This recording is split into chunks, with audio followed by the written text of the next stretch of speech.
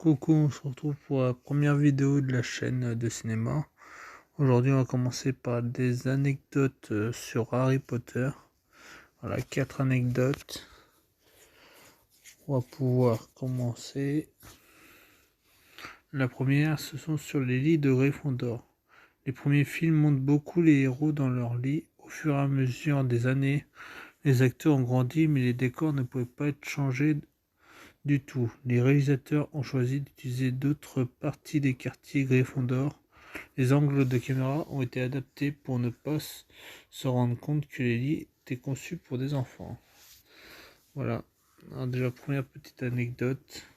Les lits n'ont jamais été changés depuis le tout premier. Voilà, peut-être manque de budget, peut-être ils ont voulu faire simple. Voilà. Du coup, ça a dû être bien pratique pour les acteurs et encore pour les caméramans, ça a dû être pareil. Voilà. Ça pour la première anecdote. La deuxième anecdote, les pièces d'or. Près de 21 000 pièces d'or ont été créées pour réaliser la scène du coffre de Bellatrix Lestrange à Gringotts dans la seconde partie du dernier film. Là par contre 21 000, imaginez. En vrai, tu vois le film et tu te rends pas compte que tout ça a été créé rien que pour le film.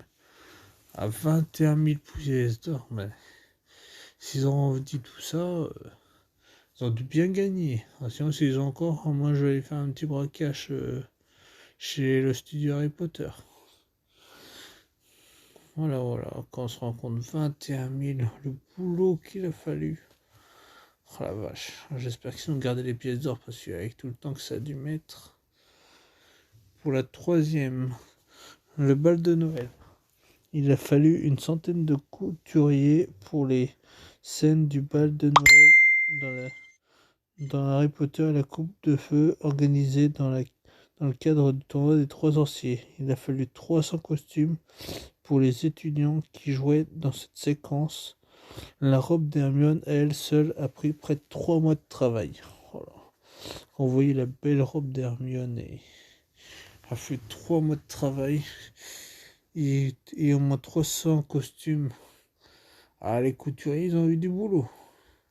Encore, on va dire ça va, parce que t'as certains, ils sont juste un petit en costume cravate et tout ça, mais sinon, quand tu vois les robes, ça a valu. Après, je suis sûr, c'est quand même, quand tu vois certains, ils ont quand même, c'est quand même très très bien fait. Déjà, il y a un team de ketchup qui s'affiche en haut, plus de la pub qui s'affiche en haut. Il va peut-être me laisser tranquille ce téléphone. Et pour notre quatrième anecdote, des personnages inspirés de vraies personnes. Si le nom de Severus Snape vient tout droit d'un village anglais, sa personnalité, quant à elle, est liée à un professeur qui a eu J.K. Rowling dans sa jeunesse. Lors d'une interview, l'actrice a dévoilé que c'est